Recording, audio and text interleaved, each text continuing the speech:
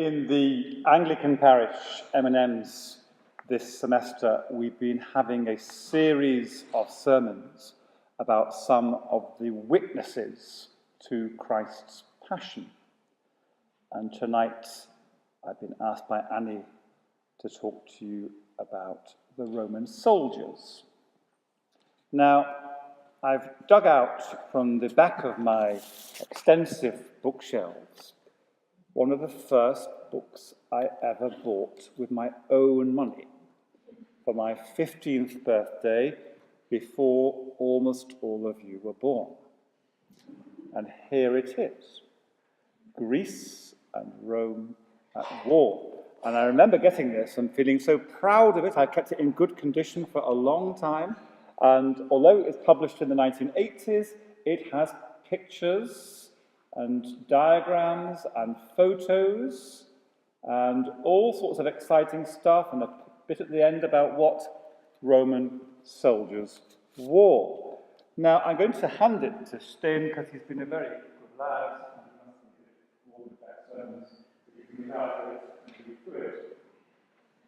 It means that what I say now, I say with a bit of authority, because I went to what the British call a grammar school, which did not prepare me terribly well for life, but it did mean that at the age of 18, I read Latin and Greek very fluently, and I knew far more about the Roman world and the Greek world than about modern Britain or Europe.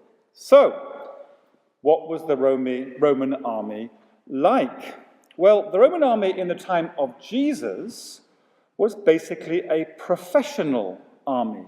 People who were Roman citizens volunteered for service in the army, for which they were very adequately paid. The deal was, don't forget, people lived rather shorter lives in those days before modern surgery and antibiotics and things like that, which are very useful if used wisely, but they had to serve for 20 years. And after 20 years, although many soldiers would serve longer than that, they could retire. And when they retired, they were given a lump sum of 13 years' wages. And that was one of the earliest known examples in human history of a pension. You could buy land, farmland, with your bounty of 13 years' pay and settle down with your family for a comfortable retirement. Conscription was only used in emergencies, so the army was a professional army, well clad in terms of armour and equipment. There were some auxiliaries who were non-citizens and who were paid less and who were conscripted, and then there were mercenaries taken from peoples outside the Roman Empire. They were well paid, but they weren't trusted by Rome, probably very wisely, and they trusted mainly their own citizens as soldiers. The average legionary then was well paid. The task of a Roman legionary involved campaigning, but mainly, in fact, training, being the empire's police force, building things like Hadrian's Wall in the north of England, and bridges and exciting engineering projects like that.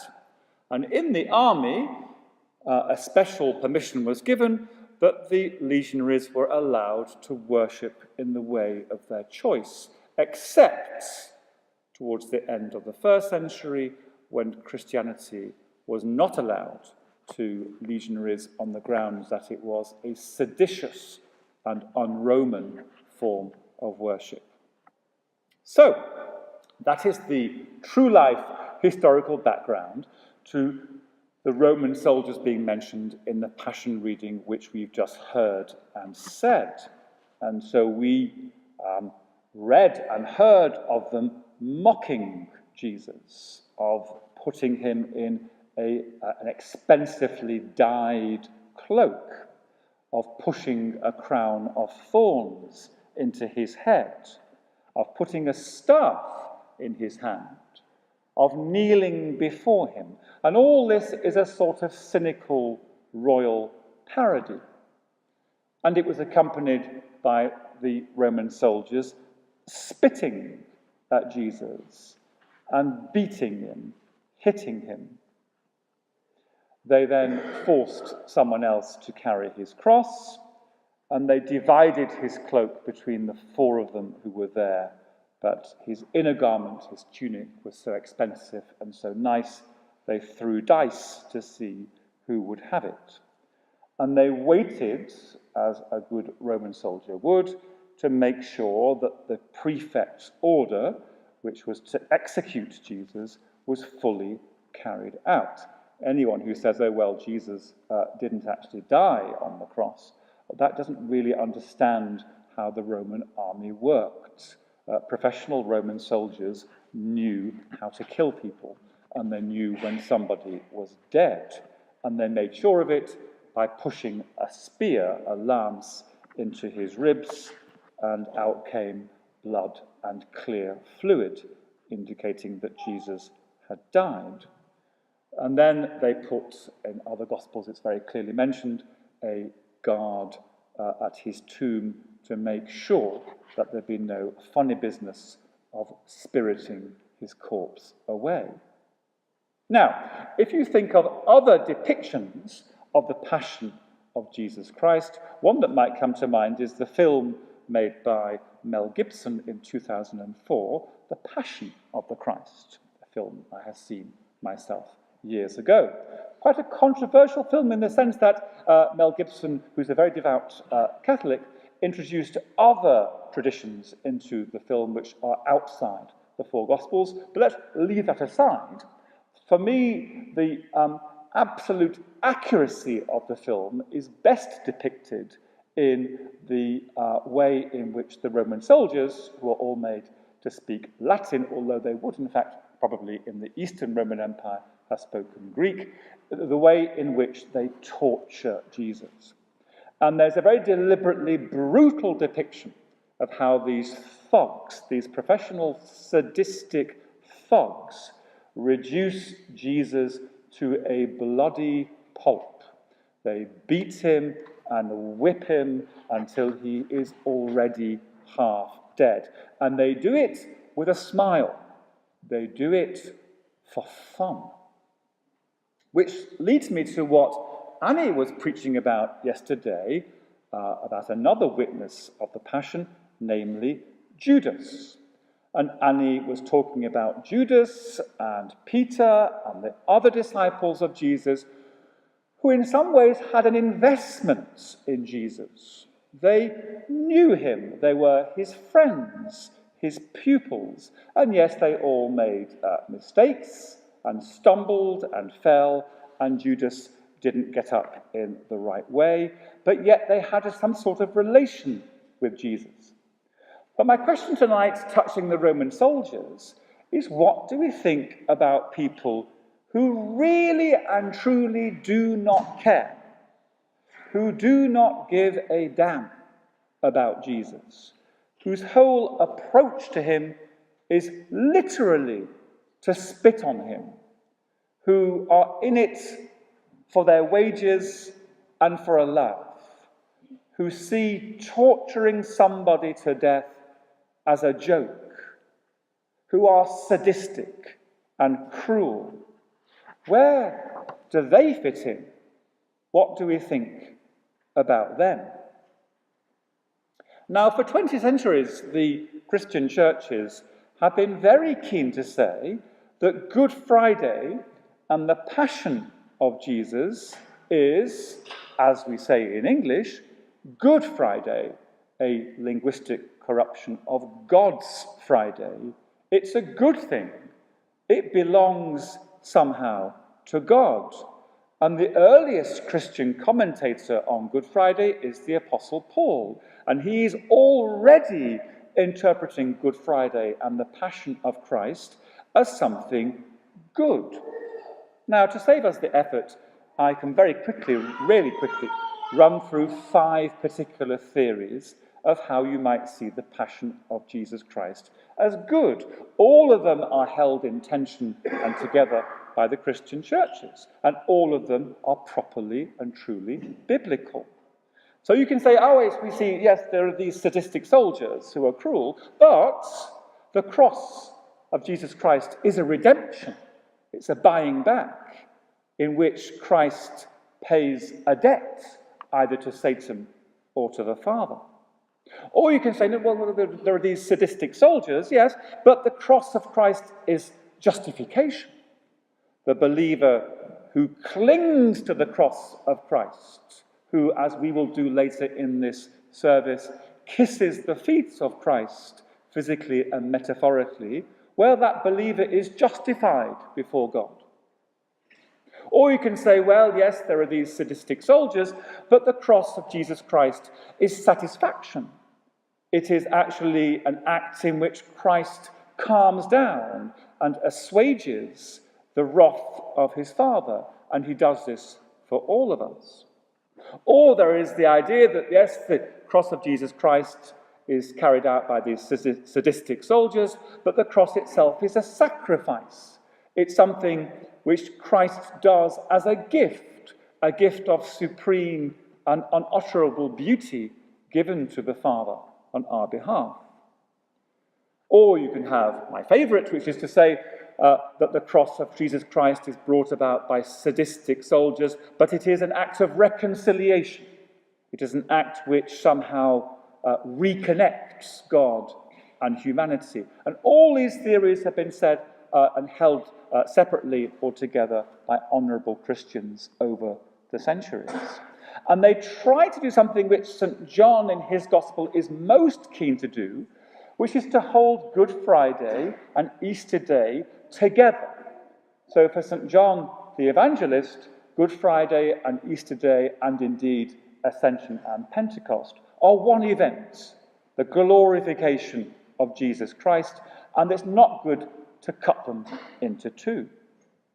Now, honestly, my brothers and sisters, I understand this, I get it, but somehow it's not how I understand the cross of Christ myself, in view especially of the Roman soldiers. And so I want to read the cross of Christ, if you like, through the lenses not of my new glasses, but of the parable of the wicked tenants in Matthew 21. And I want to see the cross of Christ for what the Roman soldiers make it. The cross of Christ, as we've explored it in the Anglican parish this semester, is a catalogue of human failure. There is the cynicism and the vanity of the high priest Caiaphas. There is the boredom and the indifference of the prefect Pontius Pilate. There is the cowardice and the lack of insight and the desertion of the disciples. There is the baying for blood of the crowd which has been whipped up. The same crowd which cried Hosanna on Sunday is crying crucify him on Friday. And there is this sheer, ghastly, grisly, bullying, sadistic cruelty of the Roman soldiers who did not care, who were in it for their pay and for a laugh, who did not even see Jesus as a person. There are those who come out of the Gospel account of the Passion with some credit.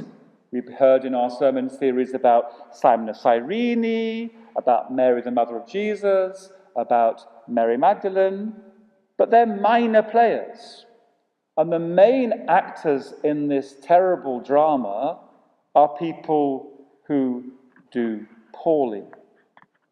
And so for me, that cross of Christ and Good Friday stand for and represent and embody and underline all the other terrible, heinous, disgusting things which human beings are readily, willingly capable of doing to one another. The cross of Christ and Good Friday is the slave trade. The cross of Christ and Good Friday is the pogroms against the Jews in 19th century Russia. It is Auschwitz. It is the Rwandan genocide. It is child abuse in the church. It is the catalogue of things which men and women, but especially men, are happy to do given the chance. God in creation, and in Galileo's terms, you can say in both books of creation, in the book which is the created order and in the books which are the Bible, has given us a beautiful universe, a beautiful world, a remarkable creation. And he has made us stewards of this and encouraged us to, as people made in his image, to steward it and one another correctly. And our response, habitually since Cain, has been to vomit on what God proposes, to ignore it and to act against it for fun. And as an Anglican Christian who's inherited part of the Protestant Reformation, I think maybe Martin Luther's chief insights, having said what I've said so far, is that there's no sense that we can say as human beings who behave well, oh well, the Roman soldiers is them. It's not us. It's people who are not like us, and we are different. We are good, and we are holy, and we come to church, and we are not sadistic. That is all over there. It is the other. It is them. No. In the same year that I got the great book on the Roman army, I was encouraged at school to read another superb book by the Nobel Prize-winning English author William Golding. He wrote it in 1954, and it's a translation into English of a Hebrew word, Beelzebub. And in English it is the Lord of the Flies. And if you're a 15-year-old boy, it's a great story, because it's set in a war which sounds like the Second World War, and after a plane crash, the only survivors left on a deserted Pacific island are a group of schoolboys who are Steen's age. And they're like Steen. They're lovely. They're well behaved. They're bored rigid by the sermon, but they carry on smiling and behaving. You know, they don't run out at first. But very soon, because they are human beings, it changes. And they develop into two rival, hostile camps, which start to assault and attack each other. And a theme which runs through The Lord of the Flies is the identity of this mysterious thing called the beast. What is the beast on the island? And the revelation following the murder of one of the boys by one of his friends is that the beast is the boys. The boys are the beast. And in a few days, once the civilization is peeled off us, in the end, we turn into some awful parody of a YouTube video of hyenas attacking an injured zebra and eating it alive from the belly up. That's what we become so naturally and so ordinarily. The book is popular, the videos are popular because they're true. There's even a part of me, a sort of unexplored part, which hears and reads the story of the Roman soldiers and makes a connection with that book which I first read as a 15-year-old and quite admires them for doing their job. And then I feel guilty because I admire them and correct the admiration. But that doesn't stop the fundamental admiration being there. And so in this interpretation of Good Friday, I say this: let us not jump too quickly into Easter Day. Let us not make Easter premature. Today, the altar is stripped bare. Today, in both the Anglican and the Catholic traditions, there is no blessing given. Today, it is calm. and somber and sober, because today we have read and we have heard what the human response is to God in general. God offers us the creation. God suggests and proposes and urges to us that we should love God and love our neighbour as ourselves. And the habitual human response, as I have said, is to vomit on that and to do the opposite. And so, as in the parable of the wicked tenants, God sends his word, his address, himself, his real essence to us, to teach us most fully how to learn his ways, how to be compassionate. And this man comes, and he comes as Jesus, a rabbi from an obscure part of Palestine, and he teaches things like turn the other cheek, walk the extra mile. And he associates with people who are female and scandalizes his co-religionists because he came to us as a Jewish man. And the response of those around him we have heard and said today. It is to eliminate him. It is to get rid of him. It is to, in a frenzy of violence, to silence him and to silence him for good. It is to wallow in hypocrisy and cowardice and lies and cruelty and violence. It is to do this because it is to be this as a human being. God's response to Good Friday, God's response to what has happened, will come. We call it Easter. And it will come in God's final judgment, not as a flood to destroy us, but as an empty tomb to point to us and indicate to us where our destiny lies. But that is not for today.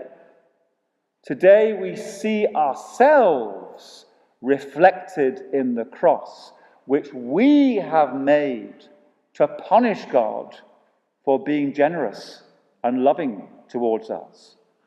The cross is our fist. The cross is our gun. The cross is our taunt. The cross is our spit. The cross is our bullying. The cross is our lust for cruelty. Once the skin, the thin veneer of civilization is peeled away. And the cross indicates how powerful we think we are as human beings, because, lo, we were able to kill God. And we thought that we had won that victory for ourselves and our cruelty. Behold our mighty human works, the cross of Jesus Christ. God's response will come. It will come on Easter Day. But meanwhile, let us sit at the foot of the cross and see it for what it is and what it represents. Amen. So be it.